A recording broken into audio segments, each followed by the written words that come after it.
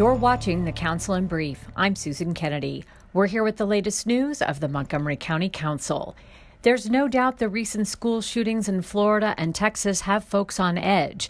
With more than 160,000 students in Montgomery County Public Schools, officials want residents to know they are working to keep our schools safe and sound. The statistics are staggering. More than 200,000 children have been exposed to gun violence in school since the Columbine incident in 1999. Just this year, there have already been 16 school shootings. Despite those statistics, schools still remain one of the safest places for our children. And here in Montgomery County, officials are working together to keep them that way. So our office is responsible for the overall security of Montgomery County Public Schools. Not only does Bob Helmuth's office oversee security in every county school, he and his staff have their finger on the pulse of everything that's happening in Montgomery County. You name it, we deal with it.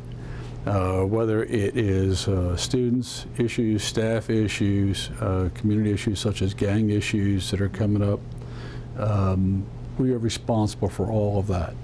But more likely, what we encounter here will be either a weather situation or a situation in the community that really doesn't involve the schools, but it impacts the schools, such as police activity in the community, fire activity. Helmuth's office is central command for all security-related issues involving the schools. Okay, so what we're looking at here, this is our command center. So we can click on any school, pick a school, Northwood, for example. Then we use this anytime there's a major emergency in any one of our schools. And we can actually see what's going on in the school. We have a direct line to the police department.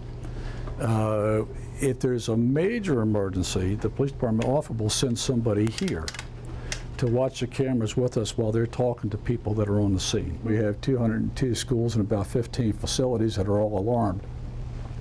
So it's constant. There's constant motion in here. A recent report released by Montgomery County Schools covers safety issues and how concerns following the shooting at Marjorie Stoneman are being addressed. The report recommends a 45-day action plan that calls for retrofitting classroom door locks and going above state requirements for safety drills and add active shooter responses. This year we added additional lockdown drills in response to the shootings, school shootings, and the fact that there was there was some community concern, so the superintendent ordered extra lockdown drills. I think it's really important for us to make sure that our staff, as well as our students, are incredibly prepared. We always hope that we never have to use the training that we've given to our individuals in our system. But the reality is that the better prepared we are, the better we'll be able to react if, unfortunately, we do have an incident here in Montgomery County Public Schools. In other news, a new bill that focuses on growing a green economy is under consideration by the council.